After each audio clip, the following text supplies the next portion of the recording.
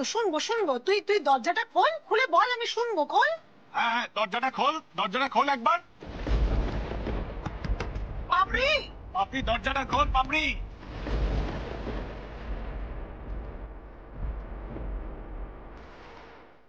আরে দরজাটা খোল, না খুললে তোর কথা শুনবোটা কি করে? পাপড়ি দরজাটা খোল, কি হচ্ছে কি? আরে কি বলার বাকি আছে তোমাদের? আমাকে বাদে চোর, আমার ছোট ছোট পিউনা কথা বলে সবই তো বলে ফেললে, আর কি বলবে তোমরা বলো? আশ্চর্য ব্যাপার, তোর উপর রাগ হলে তোকে একটু মারতেও পারবো না? হ্যাঁ, তাহলে তুই এইভাবে দরজা বন্ধ করে থাকবি? আচ্ছা ঠিক আছে, বলো, তুমি বলো না, তুমি বলো কি হচ্ছে, সত্যিটা তুমি বলো। আমি ড্রেসটা মিলির জন্য কিনতে বাধ্য হয়েছিলাম।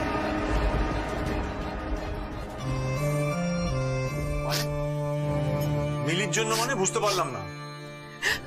আসলে কি বলো তো বাবা, সেদিন মিলি যখন আমাদের বাড়িতে ইনভাইট করতে আসলো ওর বিয়ের জন্য, তখন নিম্মা ওকে কিরকম ভাবে বললো সেটা দেখে আমার খুব খারাপ লেগেছিল। আমি ভেবেছিলাম যে ওকে ফোন করে একটু সরি বলি, আর আমি যখন সরি বললাম তখন ও বললো যে আমি যদি ওর বিয়েতে না যাই তাহলে ও ভাববে যে আমাদের বাড়ির কেউ ওকে পছন্দ করে না, আর বাড়ির কেউ তো যাবে না, সেই জন্য ভাবলাম যে আমি চলে যাই। মেয়েটার তো মা নেই, তাই আমি ভাবলাম যে আমি গেলে হয়তো মেয়েটার খুব ভালো লাগবে। মানে বুঝতে পারছি না, তুই তো বললি যে তুই ওর শুধু ক্লাসমেট, বন্ধু নোস, তাহলে তার জন্য এত চিন্তা কিসের? তো তুমি একদম ঠিক বলেছো মা, আমাদের ইকুয়েশনটা যেন তো সত্যি সত্যি ওরকমই ছিল, কিন্তু যখন আমি ওকে ফোনটা করলাম আমাদের ইকুয়েশনটা না একদম বদলে গেল। আমার প্রথমবারের জন্য মনে হলো যে মেয়েটা সত্যি খুব বেচারা, সেটা দেখে আমার খুব মন খারাপ করছিল। তুমি বলো সেটা কি আমার দোষ? বলো না মা। ও বাবা বাবা বাবা, তুমি জানো ওদের বাড়িতে না অনেক হাই প্রোফাইল লোকজনেরা এসেছিল, অনেক বড় লোকরা এসেছিল, সেখানে আমি কি আমার এইসব সুতির জামা পরে যেতাম, সেটা কি ভালো লাগতো দেখতে বলো? আর তোমাদেরকেও বলার সাহস পাইনি, তাই ভেবেছিলাম যে আমি একটা ড্রেস কিনে ওই ড্রেসটা পরে ওদের বাড়িতে যাব, তারপর আবার বিয়ে বাড়ি হয়ে গেলে ড্রেসটা ফেরত দিয়ে আসবো, তাই জন্য আমি ট্যাগটাও কাটিনি। জানো তো মা, তার আগে এটা সব শেষ হয়ে গেল, ড্রেসটা নষ্ট হয়ে গেল।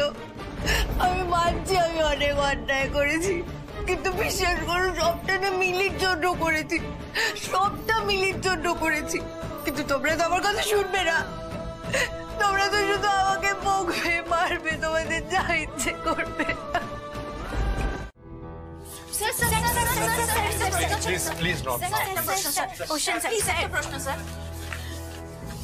মিলি ম্যামের কন্ডিশন এখন কেমন আছে স্যার? ওনার ডিসচার্জ কবে হবে? হ্যাঁ স্যার, ডাক্তার কি বলছে আর কতদিনে মিলি ম্যাম সম্পূর্ণভাবে সুস্থ হবেন? দেখুন,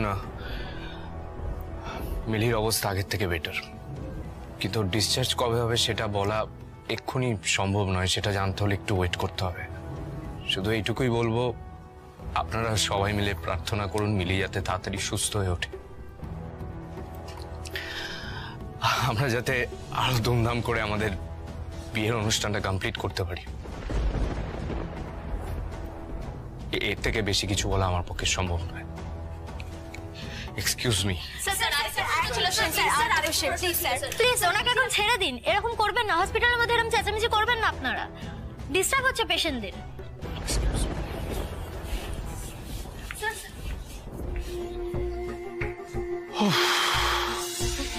মিডিয়া জ্বালাতনে আর পারা যাচ্ছে না, সারা দিন হয় নার্সিং হোম না হয় আমার বাড়ির চারপাশে ঘুরঘুর করছে, হাজারটা প্রশ্ন, এটা নয় সেটা, সেটা নয় ওর। ডক্টর, এইদিকে সব ঠিকঠাক তো? হ্যাঁ, চেষ্টা করছি সব ঠিকঠাক রাখার। দেখুন,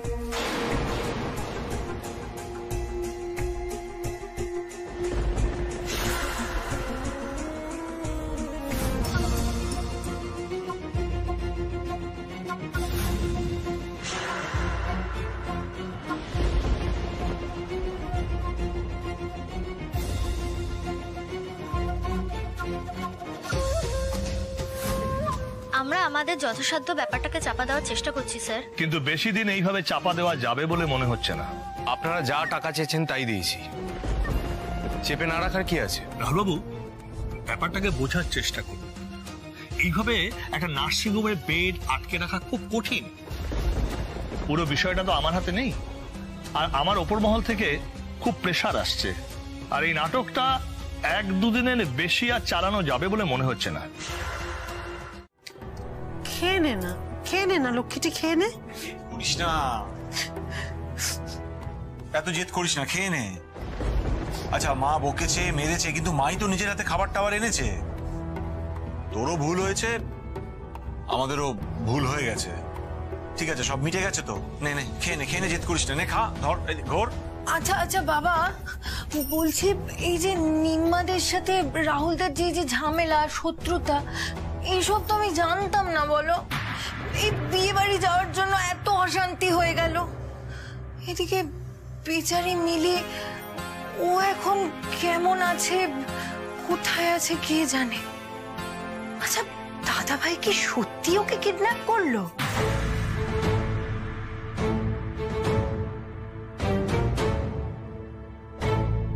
চুপ কর না একটু। এসব কথা নীলুর কানে গেলে কি হবে বুঝতে পারছিস? ঠাকুরের কৃপায় মেয়েটা যেন ভালোই ভালো বাড়ি ফিরে আসে, আর কিচ্ছু চাই না। সেটাই ঠাকুরের কাছে একমাত্র প্রার্থনা। একটা বাচ্চা মেয়ে যেন সুস্থ থাকে, ভালো থাকে, ভালোভাবে যেন বিয়েটা হয়, যেন সুখী হয়। আর আমি চাই ঠাকুর ঠাকুর করে মিলি যেন আর কোনোদিন ফিরে না আসে। রাহুলের চারপাশে যেন মিলির ছায়াও না থাকে। আমি চাই যেন আমি রাহুলের বউ হই ঠাকুর। শুধু আমার, শুধু আমার। আপনার শ্বশুর বাড়ির কাছে চলে আসলেন, আপনি চিনতে পারছেন না? রাহুলের সাথে কি চোখ বন্ধ করে ঘুরে বেড়াতেন? না, আসলে রাহুলকে দেখার এক্সাইটমেন্টে না আমার সব কেমন একটা গুলিয়ে যাচ্ছে। আমি তো চারিদিকে খালি রাহুলকেই দেখতে পাচ্ছি। কতক্ষণ হয়ে গেছে আমার রাহুলের সাথে দেখা হয়নি, অলমোস্ট 48 আওয়ার্স। ও বাবা, আমার কেমন একটা হচ্ছে। কতক্ষণ হয়ে গেছে রাহুলের সাথে দেখা হয়নি। ও তো বোধহয় আমার জন্য টেনশন করে করে করে মাথা খারাপ করে ফেলেছে। আমার আর একটু ভালো লাগছে না। এই যে শুনুন, আপনার জন্য যদি রাহুলের শরীর টরীর খারাপ করে না, আমি কিন্তু আপনাকে ছাড়বো না বলে দিলাম।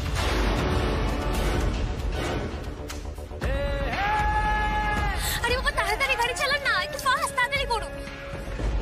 এত রাত্রে লোনের ফোন, সত্যি এটা এত ডিস্টার্ব করে না?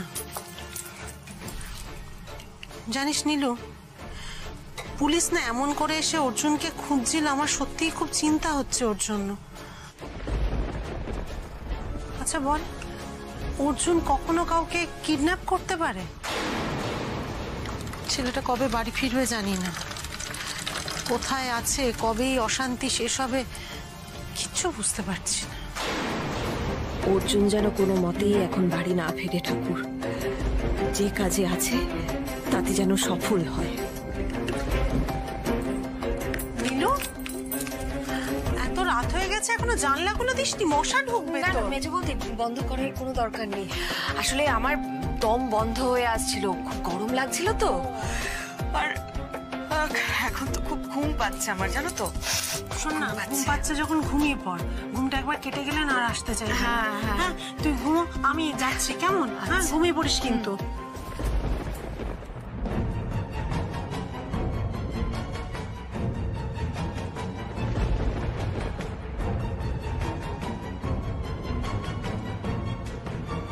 অর্জুনের অন্য নাম্বারটা একটা ফোন করে বলে দিই, এখন যেন ভুল করেও বাড়ির দিকে পা না বাড়ায়।